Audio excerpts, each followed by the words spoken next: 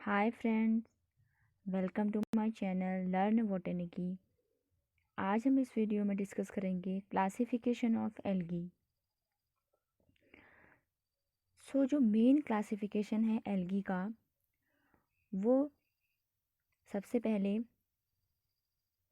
जो फ्रिश एक साइंटिस्ट थे, उन्होंने इसको एल्गी को 11 क्लास में डिवाइड किया था। 1935 में उनकी एक बुक पब्लिश हुई थी जिसका नाम था the structure and reproduction of the algae. उन्होंने क्या किया था कि जो एल्गी है उसके कुछ इम्पोर्टेंट करेक्टरिस्टिक फीचर को ध्यान रखते हुए एल्गी को 11 ग्रुप में क्लासीफाई किया था, 11 क्लास में क्लासीफाई किया था। इनके कुछ इम्पोर्टेंट आप देख सकते हैं, कुछ इम्पोर्टेंट करेक्टरिस्टिक जैसे स्ट्रक्चर ऑफ प्लांट बॉडी, कि प्लांट बॉडी का स्ट्रक्चर कैसा है, और नेचर ऑफ पिगमेंट, पिगमेंट कौन से एल्गी में कौन सा पिगमेंट प्रेजेंट है, रिजर्व फूड मटेरियल किस टाइप का है, and the method of reproduction, या ये किस तरीके से रिप्रोड्यूस करते हैं, सेक्सुअली, एसेक्सुअली या फिर वेजिटेटिव रिप्रोडक्शन। तो ये देख सकते हैं 11 ग्रुप यहाँ पर मेंशन किए हुए हैं। Chlorophyceae, Xanthophyceae, Chrysophyceae, Bacillariophyceae, Cryptophyceae, Dinophyceae, Chloromonadineae, Euglenineae, Phaeophyceae, Rhodophyceae and Cyanophyceae, जिसे हम मिक्सोफाइसी भी कहते हैं। और इनके जो कॉमन नेम हैं वो भी मैंने ब्रैकेट में लिखे हैं, तो आप इनको लर्न कर सकते हैं बिकॉज ये बहुत सारे एग्जाम्स में इनके कॉमन नेम भी पूछे जाते हैं। ये तो था 11 सिस्टम जो उन्होंने क्लासीफाई किया था।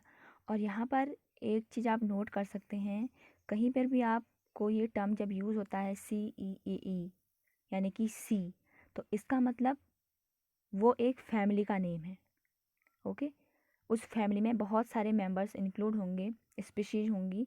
तो जो क्लोरोफाइसी यहाँ पर जो यूज़ हो रहा है सफिक्स सी, उसका मतलब है वो एक फैमिली है।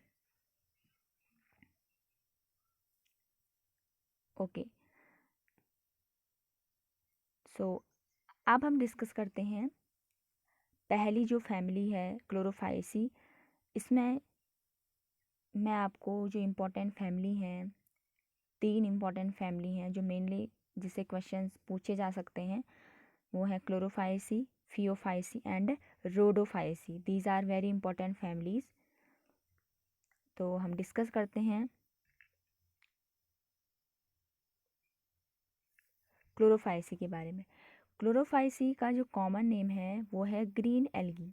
इनका कॉमन नेम है ग्रीन एल्गी, और इसमें कुछ इंपॉर्टेंट इसके मेंबर हैं, लाइक आपका स्पायरोगायरा है, क्लेमाइडोमोनास है, और कारा, ये आप देख सकते हैं, यूलोथ्रिक्स है, स्पायरोगायरा है। ये इसके बहुत सारे मेंबर्स इस फैमिली में इंक्लूड हैं। हम कुछ इंपॉर्टेंट जो मेंबर हैं उनके डिस्कस करेंगे, और इस वीडियो में मैं आपको बताऊंगी क्लेमाइडोमोनास और उसकी लाइफ साइकिल के बारे में। तो पहले देखते हैं general characteristic features of algae. Mainly family Chlorophyceae. Okay, so जो क्लोरोफाइसी है, जैसे क्लोरो, क्लोरो का मतलब है ग्रीन, PHY, फाइव मतलब प्लांट, एंड सी का मतलब हो गया फैमिली। यानी कि इसमें ऐसे प्लांट आएंगे जो कि ग्रीन एल्गी होती हैं, क्योंकि एल्गी मेनली क्या है, एक प्लांट ही है, थैलस लाइक स्ट्रक्चर है। हम उनको रूट, स्टेम और लीफ में डिफ्रेंशिएट नहीं कर सकते। तो पहली बात तो यह है कि ये ग्रीन होते हैं, और इनमें जो फूड मटेरियल होता है वो स्टार्च के फॉर्म में रहता है। ठीक है, और इसमें जो आपका क्लोरोप्लास्ट होता है वो मेनली डिफरेंट डिफरेंट शेप का है, जैसे कप शेप का क्लोरोप्लास्ट है वो होता है आपके क्लेमाइडोमोनास में, या फिर ग्रिडल शेप का जो कि यूलोथ्रिक्स में होता है। ये हम आगे डिस्कस करेंगे कि इनका शेप किस तरीके का होता है। और इसमें क्या है, पायरेनोइड प्रेजेंट होता है। पायरेनोइड, पायरेनोइड का मतलब है कि आपको एक स्ट्रक्चर मिलेगा।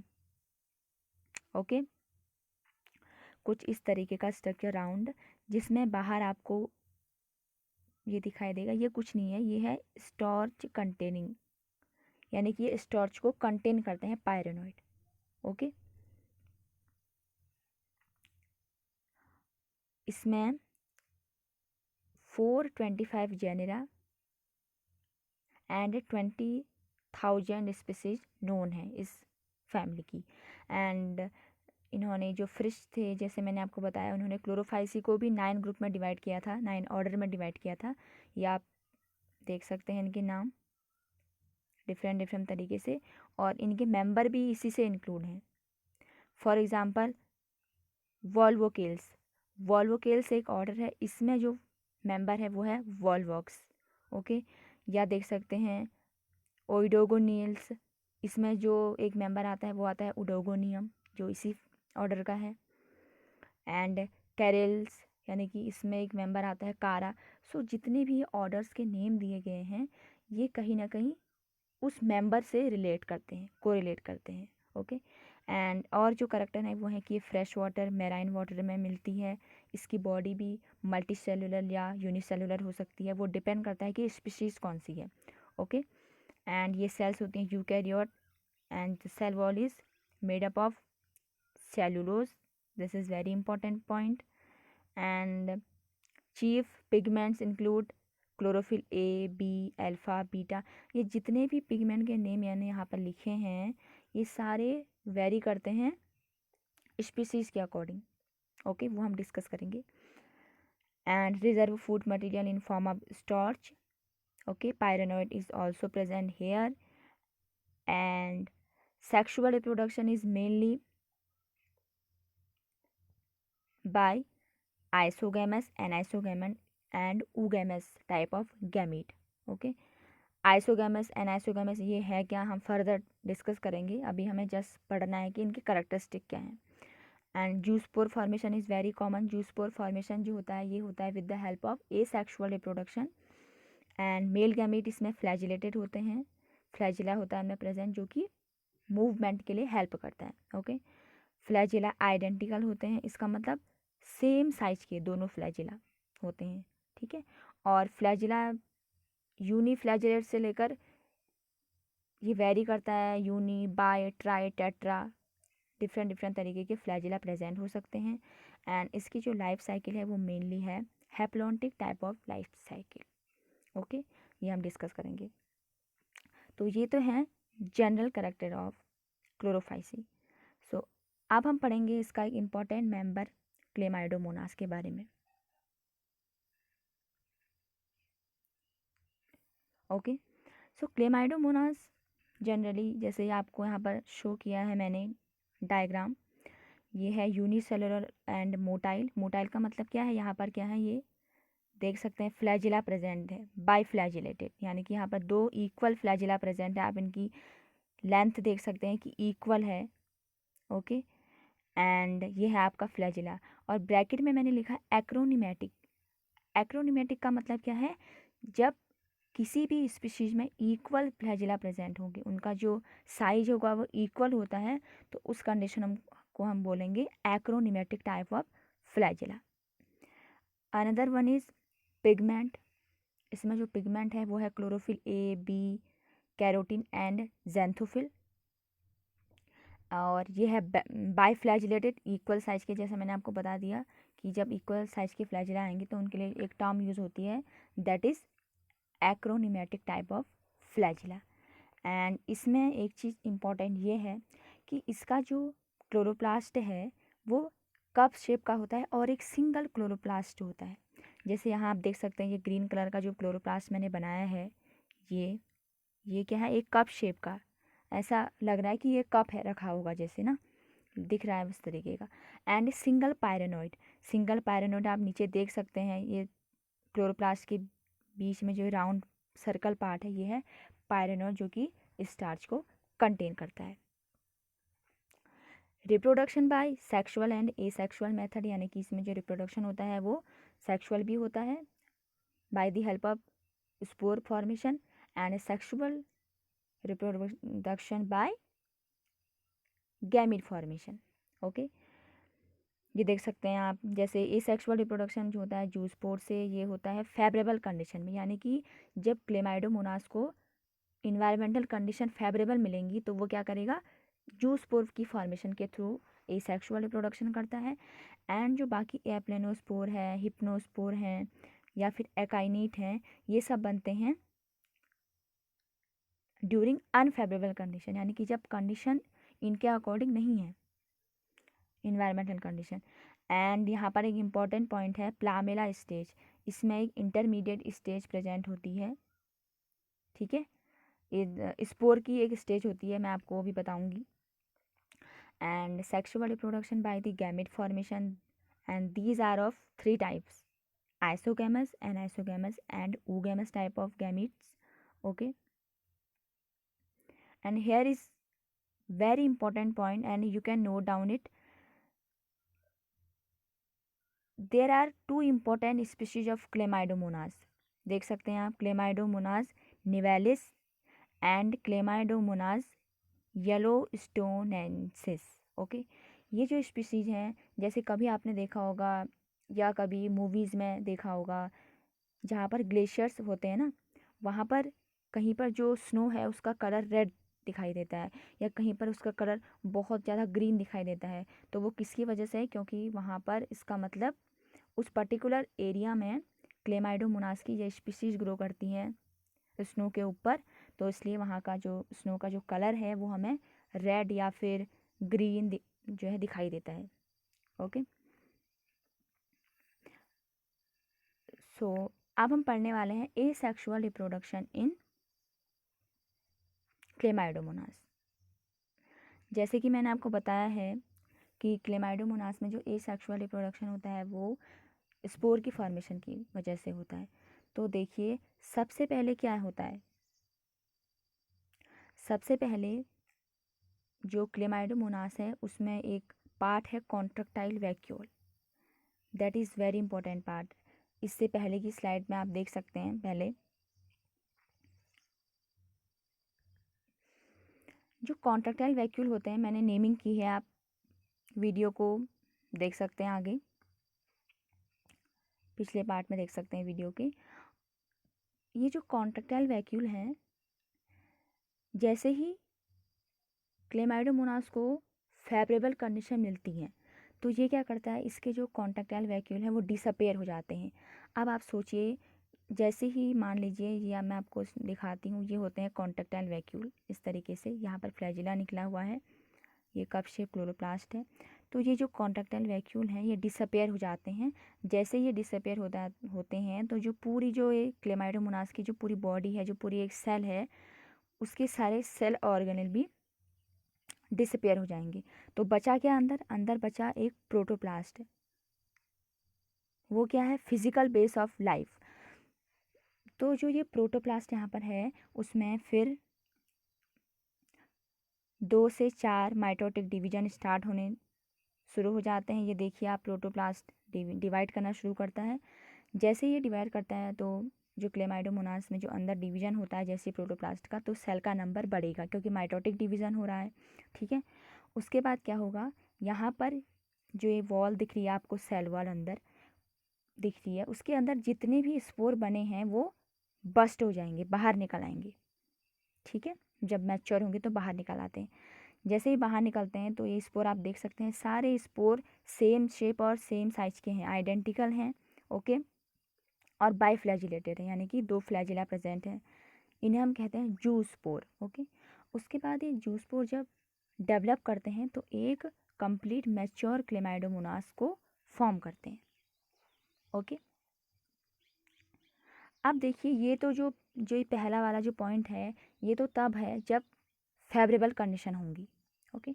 अगला है जब अनफेवरेबल कंडीशन होती है यहाँ पर, तब क्या होगा, तब सेम प्रोसेस होगी। यहाँ पर जो कॉन्ट्रैक्टाइल वैक्यूल है वो डिसअपेयर होगा, तो सेल का ऑर्गेनल डिसअपेयर होगा, माइटोटिक डिवीज़न होगा, देन जो सेल है वो 2 से 4 माइटोटिक डिवाइड होगा, तो सेल डिवाइड करना स्टार्ट करती है। अब यहाँ पर 3 तरीके के स्पोर बनते हैं अनफेवरेबल कंडीशन में, ये देखिए। पहला है एप्लेनोस्पोर। एप्लेनोस्पोर में क्या होगा, जब स्पोर बनेंगे, जैसे ऊपर हमने देखा था कि यहाँ पर एक थिन लेयर थी यहाँ पर, तो इसमें 3 कंडीशन होंगी। पहले आप देखोगे, पहली वाली कंडीशन में क्या है, जब एप्लेनोस्पोर बनेंगे तो ये थिन लेयर्ड होते हैं, यानी कि इनकी जो बाहर कवरिंग होगी वो थिन होगी, सेल वॉल, ओके। फिर बनते हैं एकाइनेट। एकाइनेट क्या है, ये थिक लेयर है, कंपैरिजन टू एप्लेनोस्पोर की जो लेयर है उससे इसकी लेयर थिक होती है। And third one is hypnospore. Hypnospore में आप देखोगे कि जो ये बाहर आप देख सकते हैं थोड़ा थिक है और बाहर को थोड़ा उभरा हुआ सा है, आउट ग्रोथ प्रेजेंट है, थिक लेयर्ड, ओके। और इसमें जो आउट ग्रोथ हैं ये ब्लैक कलर के होंगे, जो आपको पॉइंटेड एंड दिखाई दे रहे हैं ये ब्लैक कलर के भी हो सकते हैं, और मेनली ये रेड कलर के होते हैं, okay, due to the presence of a pigment, क्योंकि इसमें एक पिगमेंट प्रेजेंट होता है जिसका नाम है हिमेटोक्रोम। इस पिगमेंट की वजह से ये रेड कलर के होते हैं। एंड यहाँ पर एक स्टेज है, ये देखिए आप, प्लामेला स्टेज। प्लामेला स्टेज कुछ नहीं है, ये सिंपल है, यानी कि ये है इंटरमीडिएट स्टेट। जितने भी स्पोर अभी तक हमने देखे, चाहे वो फेवरेबल में बन रहे हैं या अनफेवरेबल कंडीशन में बन रहे हैं, तो ये उनकी बीच की स्टेट है, यानी कि इंटरमीडिएट स्टेट। ना ही ये फेवरेबल कंडीशन में बनती है, ना ही अनफेवरेबल में, तो इसको हम रखते हैं इंटरमीडिएट स्टेज में। तो कुछ केसेस में ये स्टेट भी बनती है। ये है asexual reproduction, okay.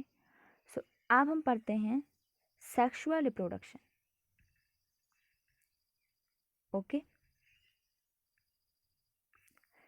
Sexual reproduction, मैंने बताया कि जो सेक्सुअल रिप्रोडक्शन है वो डिफरेंट टाइप ऑफ गैमेट से हो सकता है। These are isogamous, anisogamous and oogamous, okay.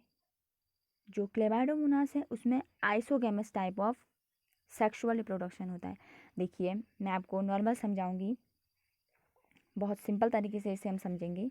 जैसे यहाँ पर कोई क्लेमाइडोमोनास की एक सिंपल बॉडी है, ओके। इसमें ये बाइफ्लैजिलेटेड है, एक्रोनिमेटिक है, बिकॉज फ्लैजिला जो है वो इक्वल साइज के हैं, ठीक है। अब क्या होगा, जो प्रोसेस ए सेक्सुअल में थी कि पहले कॉन्ट्रैक्टाइल वैक्यूल जो है वो डिसअपेयर हो रहा है, देन जितने भी सेल ऑर्गेनेल हैं वो भी डिसअपेयर होंगे, और अंदर प्रोटोप्लास्ट रहता है वो डिवाइड करना शुरू करता है। तो यहाँ तक ये कंडीशन बिल्कुल सेम है। यहाँ पर दोनों चीज़ें साथ चली है, सेक्सुअल भी ए सेक्सुअल भी, लेकिन मैं आपको इसमें सेक्सुअल समझाने की कोशिश करूँगी। यहाँ पर एक सेल है, जैसे इसमें ये डिवाइड करना स्टार्ट करेगी, यानी कि यहाँ पर माइटोटिक डिवीज़न हो रहा है, ठीक है।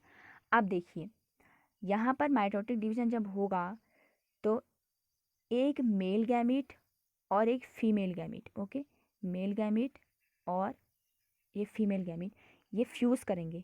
जैसे ये फ्यूज़ करेंगे, क्योंकि एक सेल बाइफ्लैजिलेटेड है, जब इनमें फ्यूज़न होगा, फ्यूज़न के बाद ये देख सकते हैं आप, ये टेट्रा फ्लैजिलेट बन जाएंगे, यानी कि क्योंकि फ्यूजन स्टार्ट हुआ है ना दोनों का, तो दो फ्लैजिला मेल गैमेट के एंड दो फ्लैजिला फीमेल गैमेट के जब फ्यूज़ करेंगे तो कंडीशन कौन सी आएगी, टेट्रा फ्लैजिलेटेड। और यहाँ पर एक चीज़ ये भी है, क्योंकि इनका जितना भी मटेरियल है सेल का अंदर, चाहे वो न्यूक्लियस है, जितने भी साइटोप्लाज्म में, प्रोटोप्लाज्म में, जितने भी सब अंदर सेल के ऑर्गेनिज्म हैं वो भी एक्सचेंज होंगे, तो उसको हम कहेंगे प्लाज्मोगैमी, उस प्रोसेस को, क्योंकि यहाँ पर इनका एक्सचेंज हो रहा है, ओके। आप इसके बाद क्या होता है, इसके बाद जो इसका न्यूक्लियस है दोनों सेल्स का वो फ्यूज़ करेगा and it forms primary zygote wall formation. तो यहाँ पर जैसे फर्टिलाइजेशन हुआ तो जाइगोट की फॉर्मेशन होती है। जाइगोट की फॉर्मेशन के बाद आप देख सकते हैं फिर सेकेंडरी जाइगोट की वॉल बनेगी, धीरे धीरे डेवलप होगा, and then release of primary wall. फिर इसके बाद जो उसकी प्राइमरी वॉल है वो रिलीज़ हो जाएगी, बाहर की वॉल जो होती है, एंड देन माइटोटिक जर्मिनेशन होगा। जैसे ही माइटोटिक जर्मिनेशन होगा तो ये फर्दर एक मैच्योर क्लेमाइडोमोनास बन जाता है। एंड ये जो प्रोसेस है ये कंटिन्यू आगे को इसी तरीके से चलते रहती है। फर्दर क्लेमाइडोमोनास इस प्रोसेस को आगे बढ़ाएगा, ओके। सो ये था asexual sexual reproduction in Chlamydomonas, और आगे आने वाली वीडियो में हम डिस्कस करेंगे एक और member of Chlorophyceae family, okay, जिसका नाम है स्पाइरोगायरा, एंड फिर उसके बाद हम पढ़ेंगे यूलोथ्रिक्स।